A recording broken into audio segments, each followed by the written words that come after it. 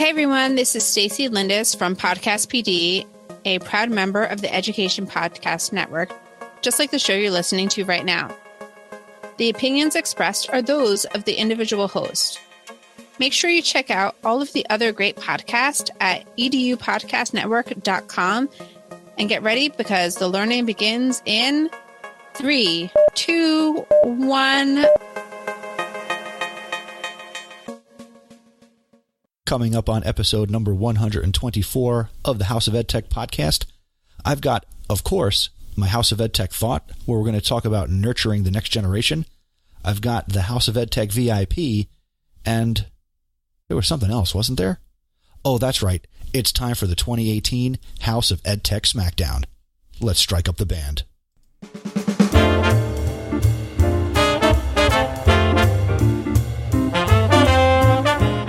Welcome to the House of EdTech podcast.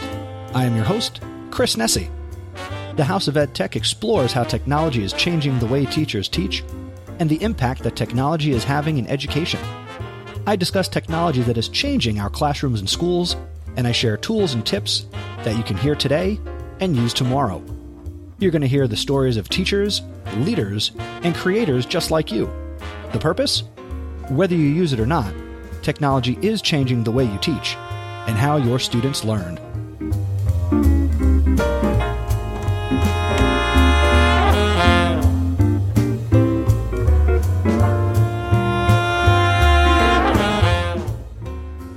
It's the most wonderful time of the year. Hello, everybody. Good afternoon, good morning, whatever time of day it is. Thank you for joining me for this episode of the House of EdTech podcast. This is, of course, my year-end episode where we're going to get into the 2018 House of EdTech Smackdown. I've also, of course, got the EdTech Thought, got a VIP, and this episode is going to come strong with over 15 recommendations. But first, a couple of announcements.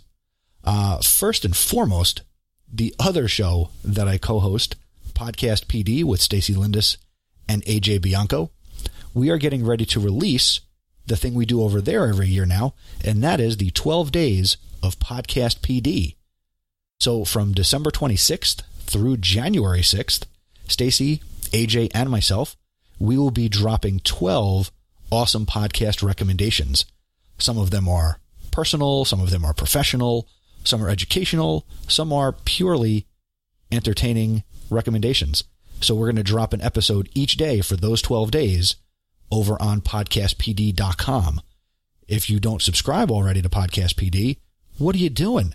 Well, finish listening to this and then go over to podcastpd.com/subscribe, or in the app you're listening to right now, search for Podcast PD and we should come right up.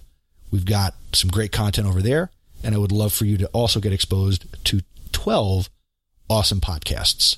Also on Podcast PD, Episode 41, our latest episode, the episode features a recent conversation that we had with Luke, the student teacher.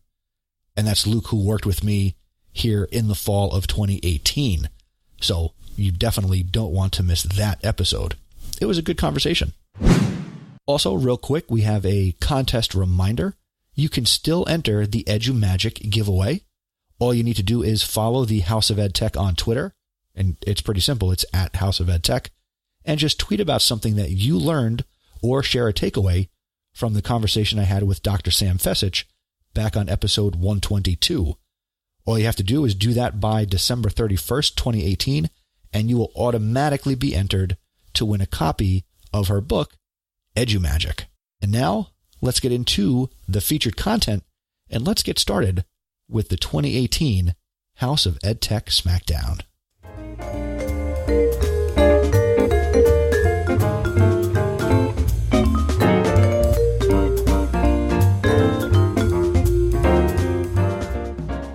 I am very excited to be bringing you this episode. It's one of the episodes that I look forward to doing every year, and this is the 5th time that I've done a House of EdTech Smackdown.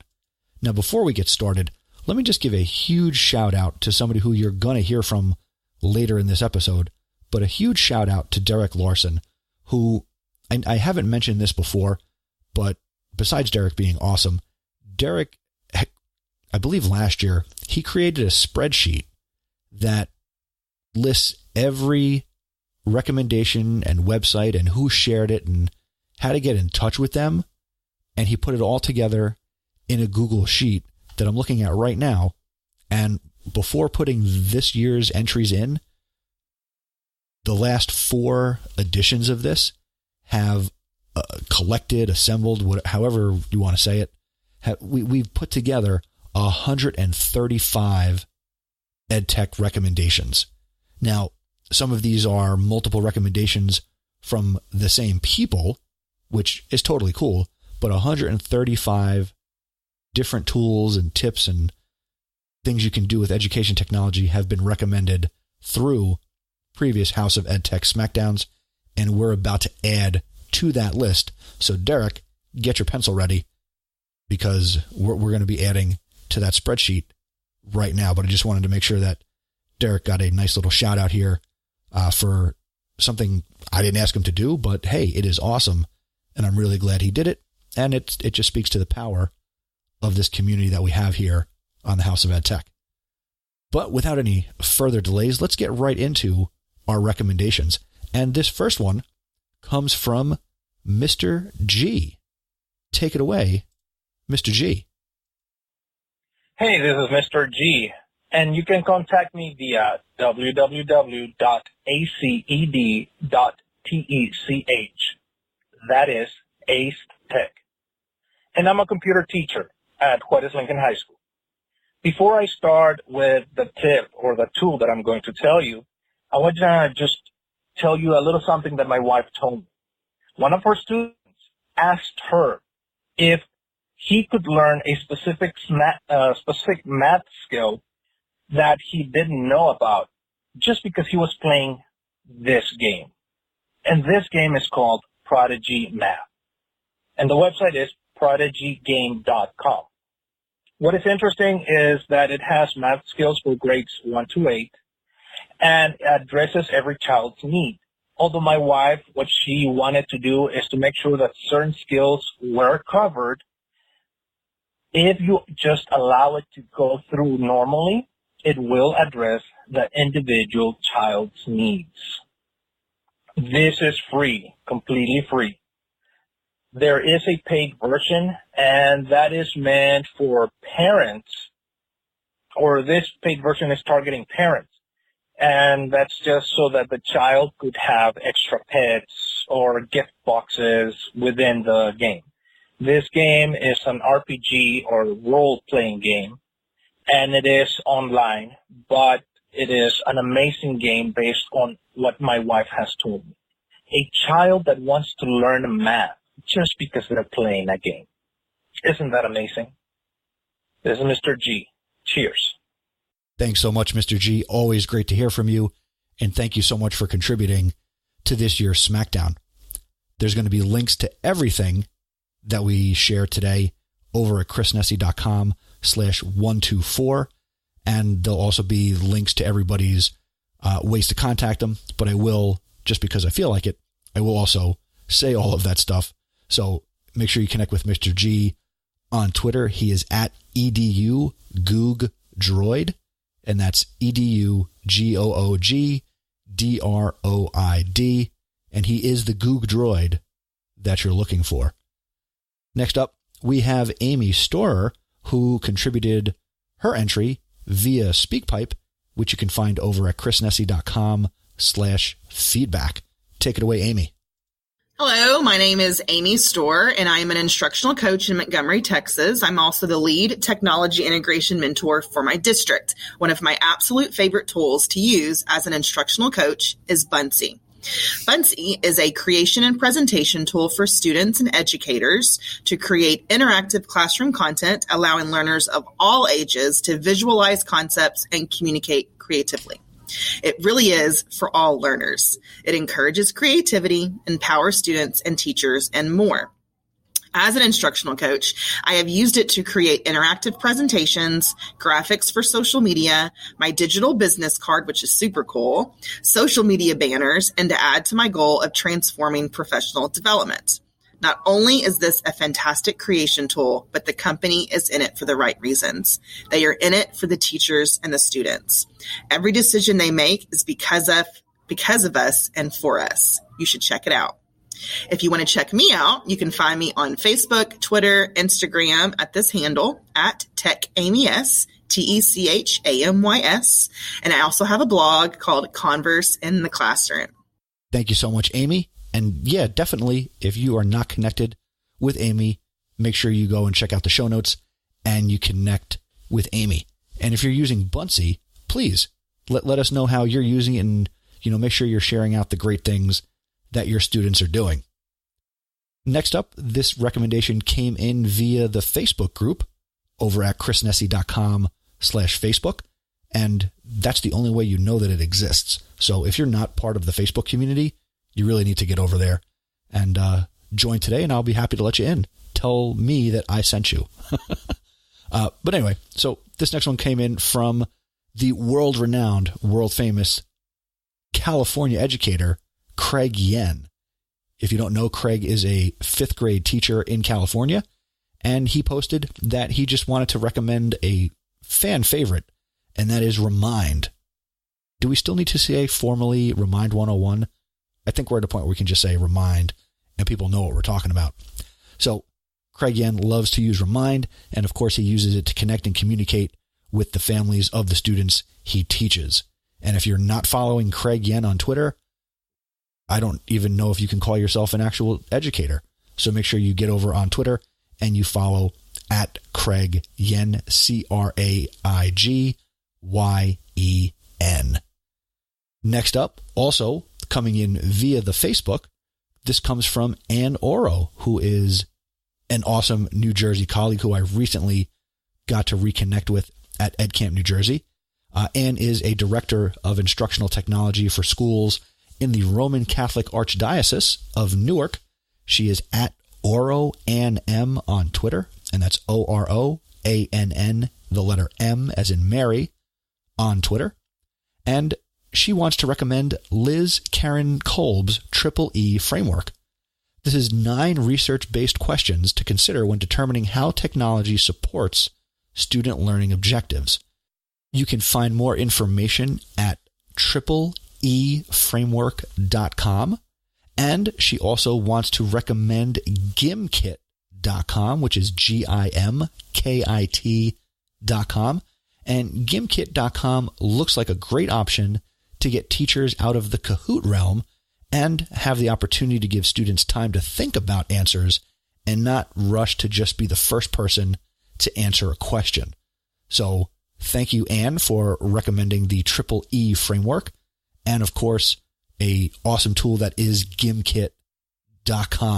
And of course, if you're not connected with Anne on Twitter, make sure you check out the show notes and you connect with Anne today. Next up, back to the audio. And this comes to us from one of my awesome supporters and fellow podcaster, JP Presevento. Take it away, JP. Hey, Chris Nesi in the House of Ed Tech. This is JP Presevento from the Bits and Bytes of Education podcast over at jppres.com. Just checking in with my 2018 Smackdown resource. I want to share a tool that will allow our students to create customized GIFs with everyone. That's right, custom GIFs. The website andtheniwaslike.co, that's andtheniwaslike.co, will allow users to create a customized 3-second animated GIF and then copy the link of that GIF to insert into web pages, documents, slideshows, or wherever you insert GIFs. Since GIFs are such a popular medium for expressing our feelings, why not bring that medium into the classroom and give our kids an opportunity to react to learning with their own GIFs as well? One way we can do this is by creating reader response GIFs. Kids will read a passage, insert part of that passage into a document, provide a little analysis, and then create a custom GIF showing their reaction to that passage. I have a template that I want to share with everyone today over at jpprez.com/gifresponse. That's jpprez.com/gifresponse that I developed to help teachers utilize reader response GIFs in their classes. Chris, congratulations on another great year of the House of Ed Tech, and thanks for including me in the Smackdown. My pleasure, as always, JP. Thank you for being an awesome supporter. Thank you for contributing to the Smackdown.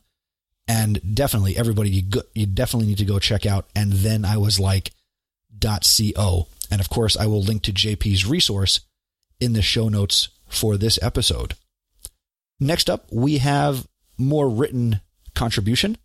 This comes to us from Marcos Navas. So here we go. I will read it as Marcos has written it.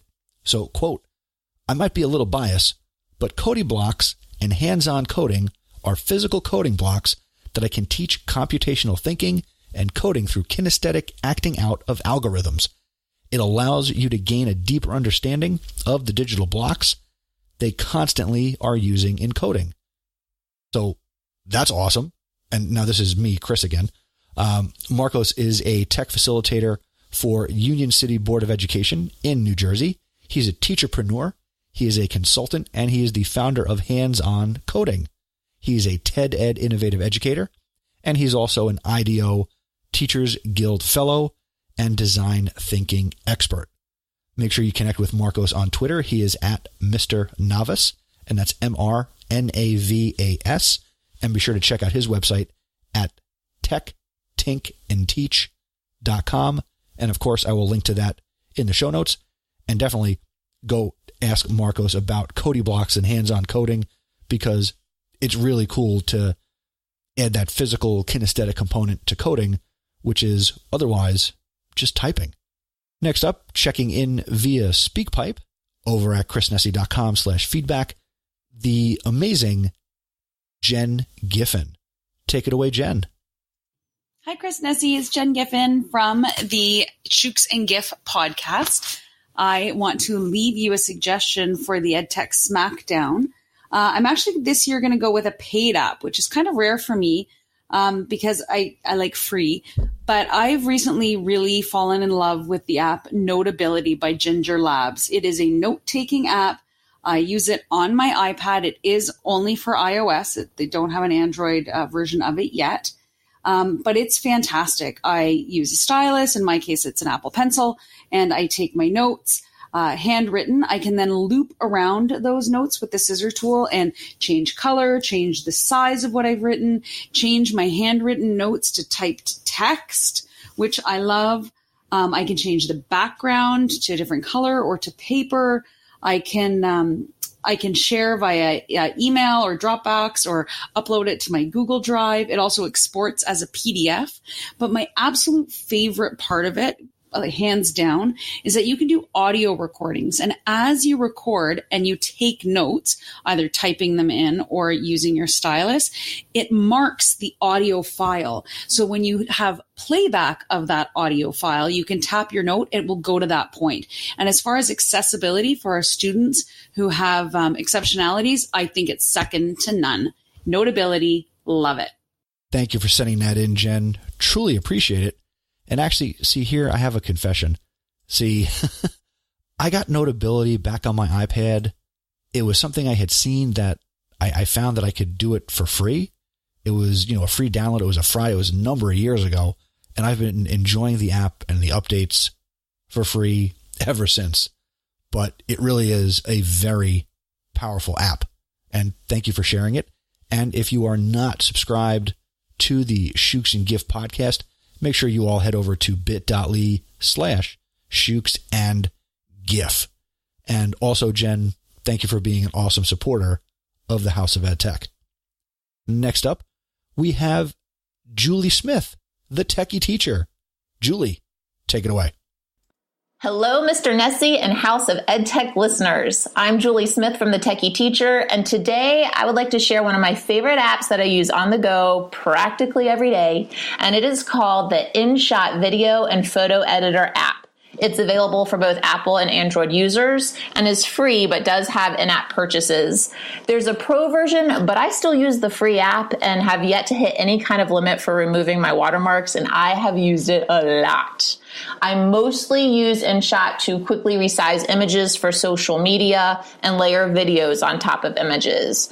For example, the other day I wanted to share a screencast tutorial that was just a quick little tech tip with my audience on Instagram, but I didn't want to just upload the video tutorial itself. I have to make it look Instagram worthy. So I found a pretty little stock photo of a computer sitting on a nice and neat desk, nothing like what my work area looks like, and was able to layer my screencast to play as the screen on the computer in the stock photo. And you can do similar things in other apps, especially iMovie, but InShot makes this so easy to do. And so once I posted it on Instagram, it made it more eye-catching for the people scrolling by, so then they would stop and be able to view my tech tip. I also use this app to resize projects students send me that I can then share on social media. For instance, they might send me a video or an image that they create that's in a horizontal format, and I want to upload it to something like Insta Stories or Facebook Stories, which are both vertical platforms. I can just take their photo or video, upload it to InShot, resize it, and then post. I can also add stickers to cover up any type of identifiable information or faces of students if they happen to be in the shot also. I've used InShot with students as well to create animated GIFs with text overlays. And like I said, they can add stickers and emojis to their images, as well as animated stickers and emojis to their videos. There's just so much goodness packed into this one app. I feel like I could keep rolling here. So I'm just going to wrap it up. Once again, it's called InShot, InShot, Video and Photo Editor app. Have fun. Thank you so much, Julie. Love the energy. Thank you so much for sharing that. And of course, if you're not connected, make sure you connect with her. She is at JG Techie Teacher on Twitter. And make sure you check out her website at thetechieteacher.net. Next up, take it away, Kyle Wilcox. Hello, Chris. I just wanted to leave you my recommendation regarding the REPL.IT platform.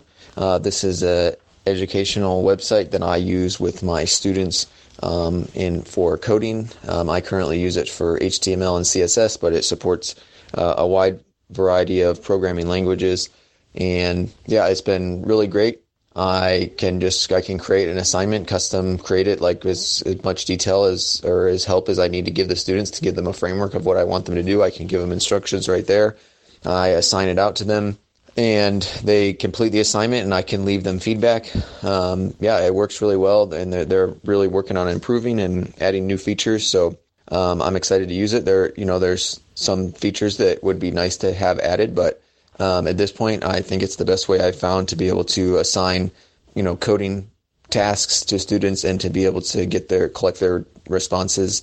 It's almost like a Google Classroom specifically for coding. So I'm really happy with REPL.IT, and I recommend that other people check it out.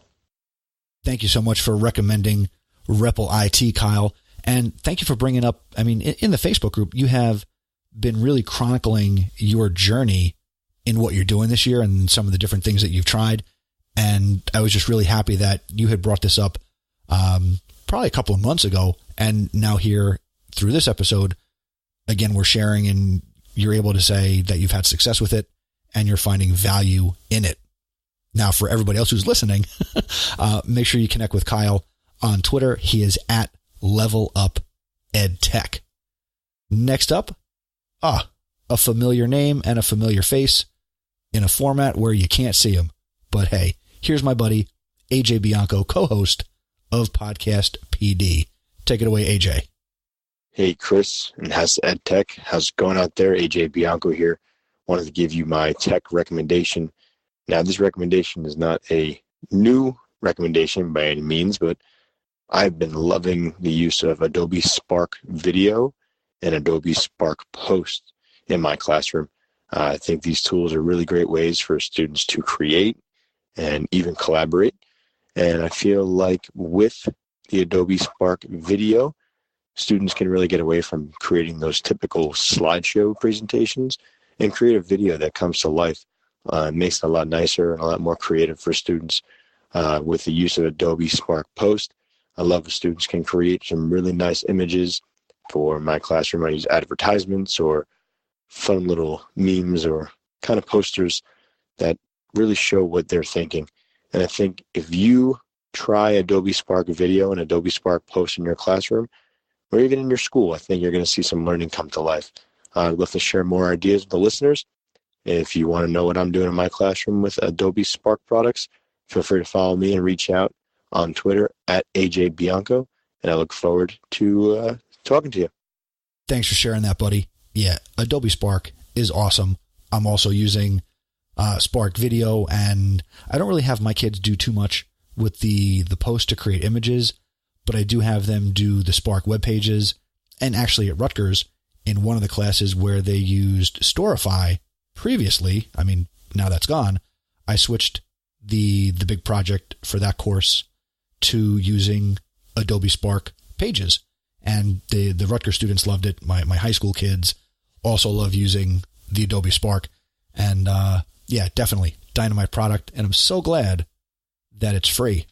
Next up, good friend of the podcast. You know him, you love him. He's been a guest many times, and I referenced him earlier in this episode for the work he did on an awesome spreadsheet, which I should probably share with everybody, but I would have to remember to do that. So maybe I will remember to do that. Anyway, I'm having fun recording this episode because I love podcasting. So next up, we have the incomparable Derek Larson. Take it away, Derek. Hi, everybody. This is Derek Larson, a library media specialist down in southwestern Utah. I also write online at edtechbabble.net, and you can find me online at Lars3EB. Now, I'm super excited to be a part of the House of EdTech app Smackdown again this year. And Chris, thank you so much for the opportunity. Thank you for all that you do with the House of EdTech, one of the best, if not the best, educational podcasts out there. You really have pulled everyone else up and set a high level of expectation, a high bar for all the rest of the educational podcasters to really live up to. So thank you for what you do and for all that you share. So let's get right into a few apps that I think are excellent. The first one I want to talk about is the Audible app. Audible app is a great app for purchasing and listening to audiobooks. And I'm surprised that it hasn't been mentioned yet with the House of EdTech app Smackdowns in the past. Audible app lets you basically purchase books that you then have that you can keep. Even if you cancel your subscription, you get to own those books. They're your books. Okay? You can either get a subscription where you get one book a month, which costs you $14.95. You also, with that subscription, you get 2 free Audible original content pieces that come in. Or you can get 2 audiobooks a month, and that is the Platinum subscription for $22.95. Great buys here. I'm telling you guys, Audible has all of the top audiobooks. I love it. I love to consume my reading that way. And as a librarian, I love audiobooks anyways. So I would highly recommend audible.com. First app recommendation. Next up is Toggl.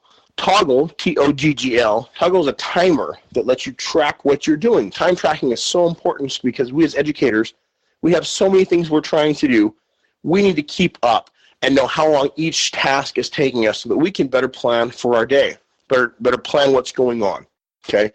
Toggl is great. They have applications for mobile devices as well as on computers. They're phenomenal. They have the free plan, which is all I've ever used, but you can quickly start a timer, go back in, change what it is. You can organize them all within the free plan. Then you can see basic reports of how you're using your time. Excellent. If you want even more features, though, you can pay $9 a month and get a premium plan.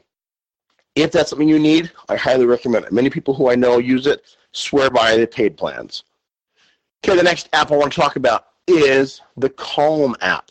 I don't know if you guys have ever heard of this, but Calm app is a meditation app. It's amazing. We are in a very stressful and busy world. We need to find ways to calm ourselves down, step back, take a breath, and realize that everything's going to be okay. Well, Calm has done that. They have guided meditations that you can work through on your mobile devices or on your computer.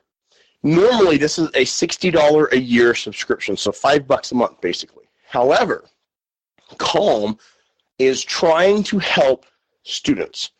They think that if they can help kids get into the active meditation early, maybe our world will be a better place. And frankly, I think maybe it might be.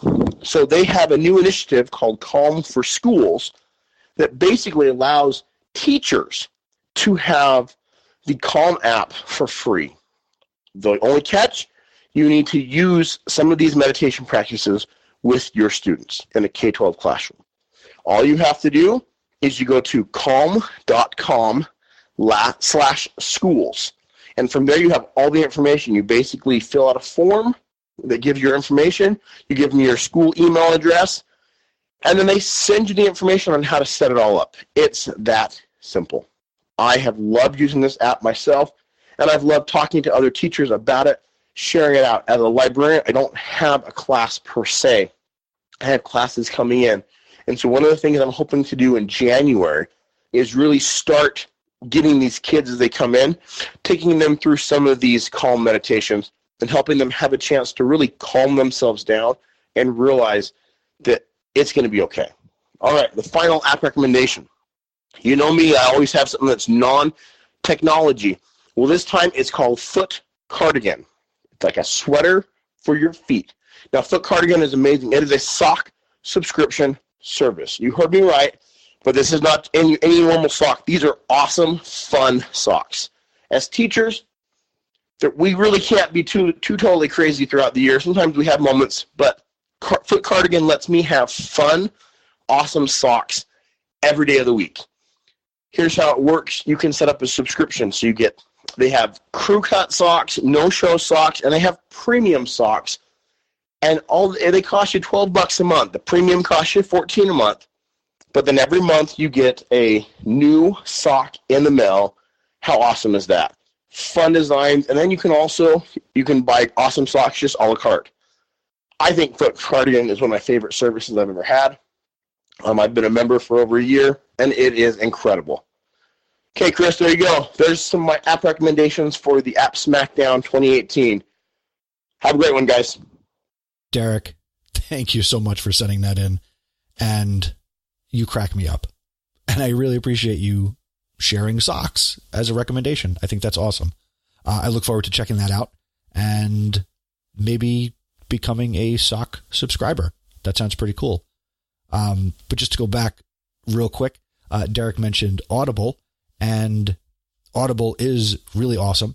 And if you actually want to try Audible out, if you've never done it, you can go to chrisnessy.com/audible and you can get 2 free audiobooks that, like Derek said, if you have the service and you get rid of it, you get to keep anything that you purchased. So you could try Audible for free for 30 days and you'll get 2 free audiobooks. If you actually sign up and continue with it, right now as I record this, new Audible members get 2 Audible originals. So that's content produced by Amazon/Audible, and you get 1 audiobook every month. And the app is really cool. It's a lot of fun. And hey, you could try it for free, which is, as everybody knows, my favorite 4-letter F word. Thank you, Derek. And let's go to the next recommendation. And this comes to us from a really awesome gentleman who, as he'll say, we had the opportunity to meet face-to-face this summer at Podcast Movement. He's a fellow New Jersey educator and podcaster, and I am very excited to let Anthony Arno take the stage. So, Anthony, do your thing. Hi, Chris. This is Anthony Arno, host of the New Teacher Podcast. I just started listening to your show about a year ago this time, and it's part of my Monday morning commute to school. We both met this past summer at Podcast Movement in Philadelphia. Here's my recommendation. It's Streak, an email tracking program that works well with Google. I wrote a matching grant earlier in the year, and I was looking for donations, and by sending out emails with Streak, I was able to tell whether or not the intended subject opened up my email or not. This was helpful, especially when I'd follow up with a phone call, just knowing whether or not they received my email and whether or not they opened it. In some cases, I was able to tell how many times they opened it over the course of several days.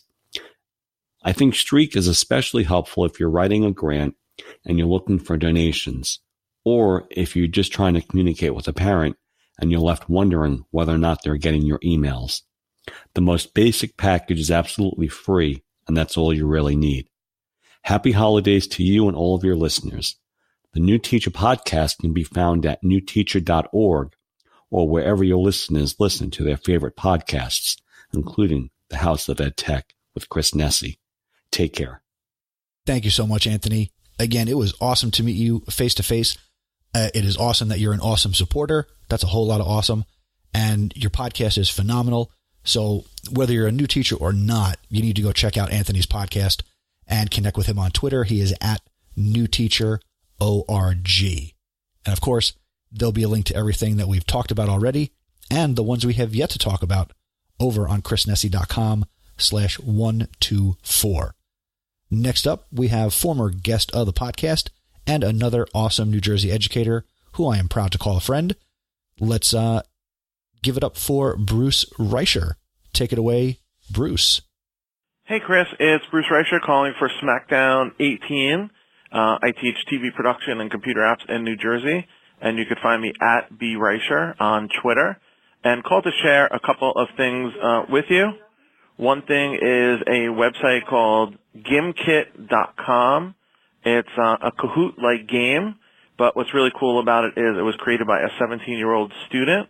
And Gimkit, actually, you can play for an amount of time or you can play for an amount of money, and you can level up. You can freeze other people as you're playing, and it also works with Quizlet, that you can Quizlet stacks and put it into it.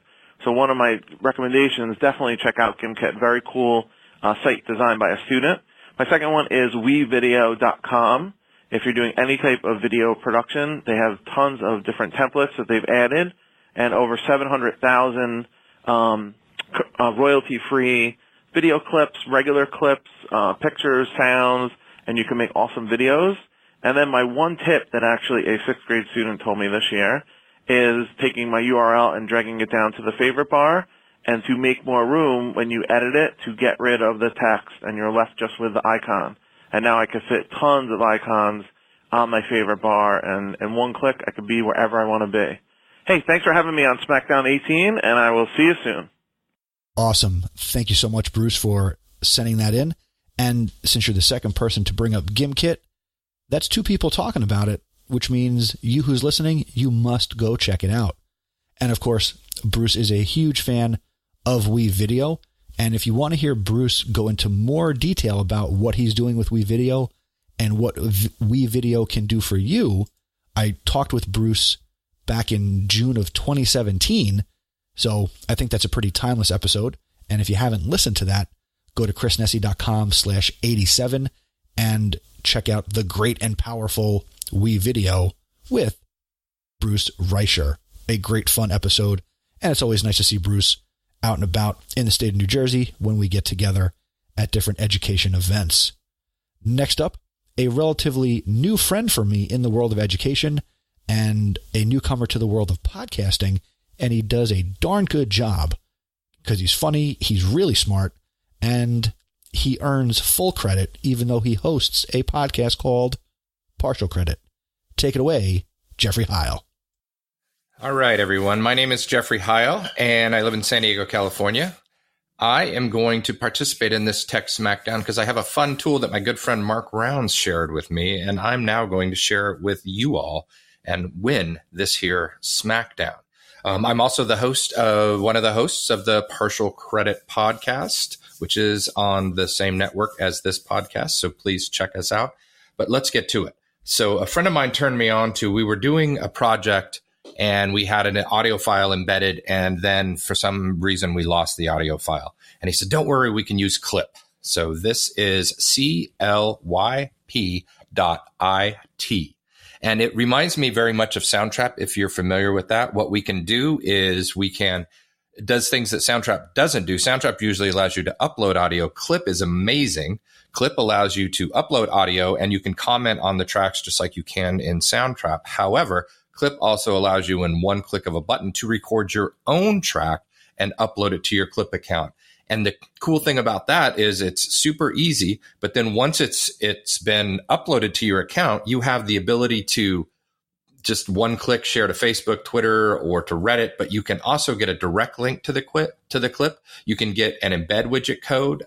You can get the Markdown link. It's just ridiculously cool, ridiculously simple. And I'm going to do something for you right now. I'm going to click the upload button.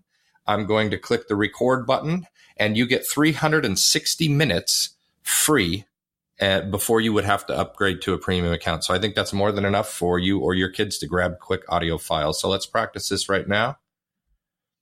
Hello, everyone. This is Jeffrey Heil, and I think that you should vote for my tool, although I doubt we're voting, for the Smackdown Championship of the Universe. I just recorded that. I could discard it or I upload it. Click the upload button. It's uploaded at 100%, and now it's already ready to go. I'm going to click save, and then we have it. Hello, everyone. This is Jeffrey Heil, and I think that you should vote for my tool, although I doubt we're voting, for the Smackdown Championship of the Universe. And as you can tell, the sound quality is amazing. I can embed that thing. I could link to that to another image, whatever I wanted to do. But clip.it for the win. Thank you all very much. And please check out the Partial Credit Podcast, wherever you get your podcasts. Hey, great to hear from you, Jeff. That's a really cool tool. As you were talking about it, I brought it up in my own browser, and I already have an account, as anybody would probably guess that, I would have an account and be, trying stuff. But I will be definitely doing more with Clip It, as I want to do more with audio in my own classroom. And of course, through the continued adventures of me through this podcast, you will also hear about what I'm doing in my classroom as we get into 2019. Now, you are right, Jeff. We're not voting. We're all friends here, just sharing, shooting the bull, as it were. So there are no winners and losers, but technically we're all winners because we all took the time to share something here on this episode of the podcast. And I wouldn't be doing my job if I too did not share something. So let me close out the Smackdown with my contribution to the Smackdown. And my contribution is a website called photopea.com. That's PHOTOPEA.com. Now, what is Photopea? It is a web-based free image editor, but it is powerful and looks like Photoshop. Now, whether you've used Photoshop or not, you should know that Photoshop is an Adobe product and it costs a lot of money. Photopea.com is free, and it will open and create Photoshop documents, and those are .psd files. So I've been playing with Photopea for about 8 weeks now, and I've tried to incorporate it more into my workflow rather than relying heavily on Photoshop, because I don't have the subscription to the Adobe Creative Cloud. I'm still using the last downloadable, installable local version, which would be CS6 from the Adobe suite. So I have the Adobe CS6 Master Collection, and that's where I've been. And unless anything changes, that's where I'm going to stay. But it's nice to have Photopea as an alternative, because I can easily recommend it to students who, I doubt that a lot of students are going to be subscribing, even at a student rate, to the Adobe Creative Cloud. Or if you're a graphic design teacher, this would be a great resource to have in your school or your lab or your studio. And, if you've ever wanted to dabble in Photoshop, this is a great way to really get experience. And as I'm looking at it here, as I'm talking about it, the layout, the tools, the icons, the interface is very, very close to what Adobe Photoshop looks like. And in addition to doing that, it will also open up XCF files, which are GIMP files, which GIMP is a free open source Photoshop-like program. It'll also open up sketch files, and it'll open up literally any image file you throw at it.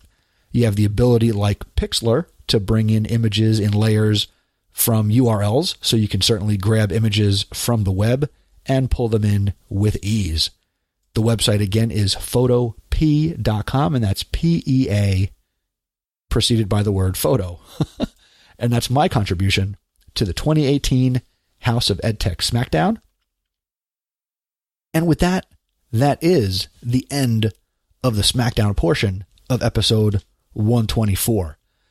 Very quickly, I just do want to thank once again everybody who contributed. So thank you to Mr. G, thank you to Amy Storer, Craig Yin, Ann Oro, Marcos Navas, JP Presevento, Jen Giffen, Julie Smith, Kyle Wilcox, AJ Bianco, Derek Larson, Anthony Arno, Bruce Reicher, and Jeffrey Heil. Thank you so much. Everything that you heard about will be again out in the show notes for this episode at chrisnessy.com/124. That being said, let's head over to my House of EdTech thought, my final thought for 2018.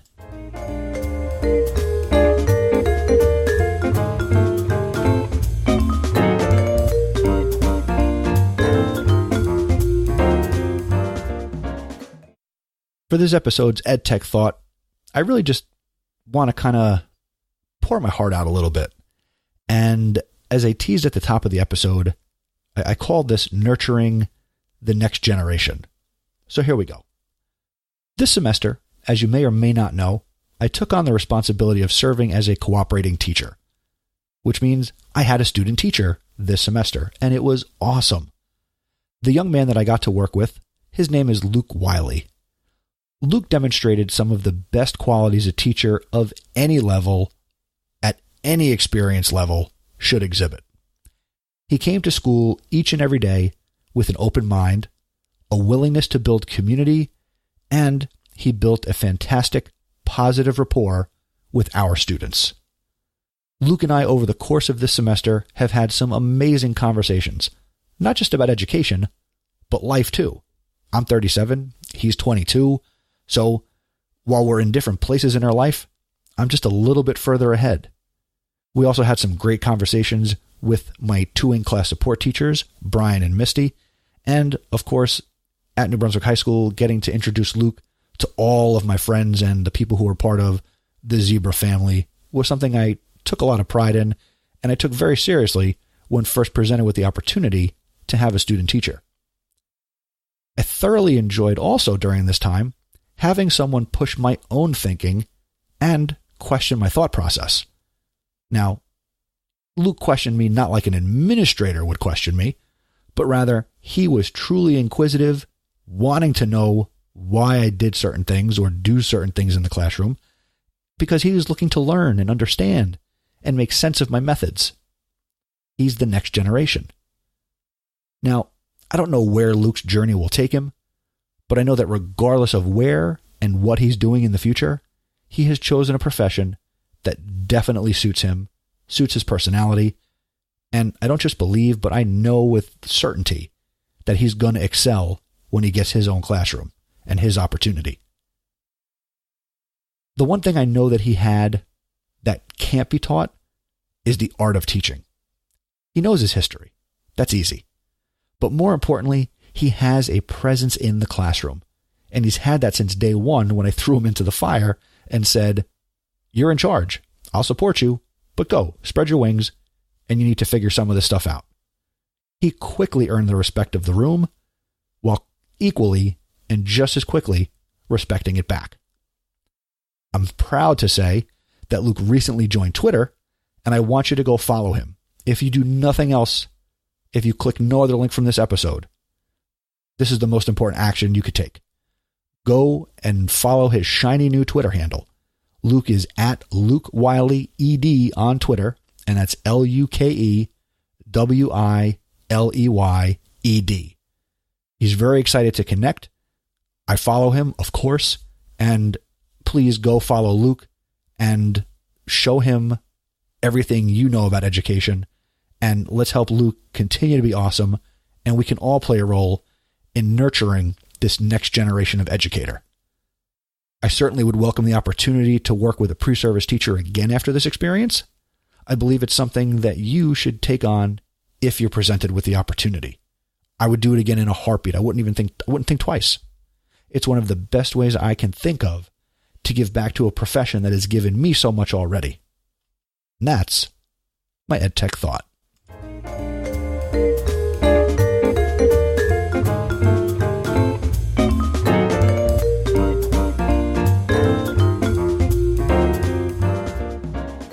And as we get ready to close out 2018 here on the podcast, no episode is complete, as you know, or if this is your first episode, thank you for listening.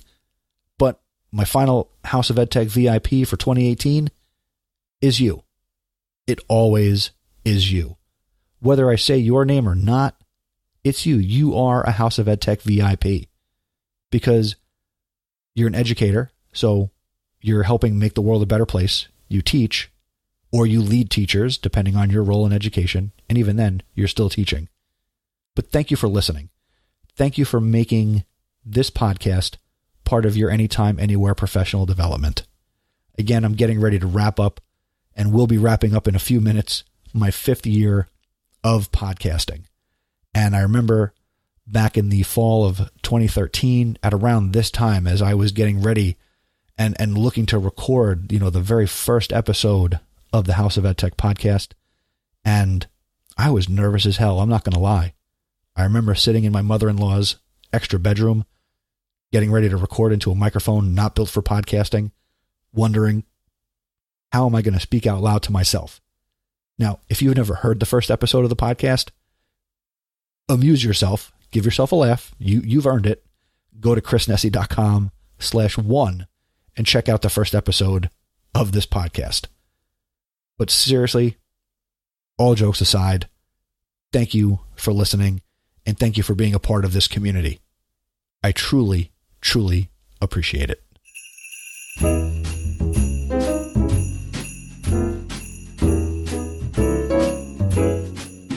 Thank you one more time for checking out this episode of the House of EdTech. Again, this has been episode number 124, the 2018 House of EdTech Smackdown. Keep the conversation going, of course.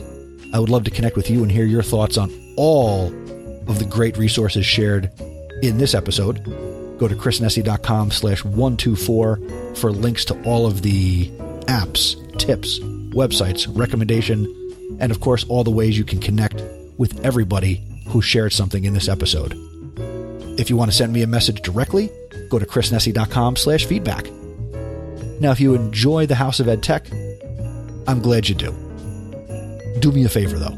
It's the end of the year. Maybe have a little bit more free time between now and, hey, whenever. It's the end of the year. You've got a little free time. Tell somebody else about this podcast. Share it on social media. If you do, use the hashtag House of EdTech. So that way I see it, I can retweet it. Hey, we live in a modern world. Let's be friends on social media. I'm at Mr. Nessie. So let's make sure we're connected. You could also, if it so suits you, you could also become an awesome supporter of the House of EdTech. Many thanks to the following people who make this podcast happen. Thank you to Anthony Arnaud, host of the New Teacher podcast at newteacher.org, Eric Kurtz from controlaltachieve.com, Dan Gallagher from gallaghertech.edublogs.org, Peggy George from Classroom 2.0 Live, Jen Giffen from the Shooks and GIF podcast at bit.ly/ShookSandGIF. Mark Grindell, he is at mgrindell on Twitter. Jeff Herb from InstructionalTechTalk.com. Mike Messner at TeacherMike72 on Twitter. JP Prezavento, host of the Bits and Bytes of Education podcast at jpprez.com. And my newest awesome supporter, give it up for Lynn Smargis. She is at Lynn Smargis on Twitter. Thank you so much, Lynn. Glad to have you as an awesome supporter. Also, thank you to Scott Titmus at SDTitmus on Twitter, and Brent Warner, host of the EdTech.tv podcast. Thank you guys and gals for all of your support. If you're interested and you want to become an awesome supporter, go to chrisnessy.com/awesome. I'm looking for awesome supporter number 13. Will it be you? If it is, I've got something special for you. The all-new House of EdTech swag pack. So if you become the 13th lucky awesome supporter, you're going to get an awesome gift. The next episode of the podcast is number 125, and that's going to come at you on January 6th, 2019. Until next time, happy holidays, happy new year. Thank you for learning with me. And remember, using technology isn't difficult. Just give it a try.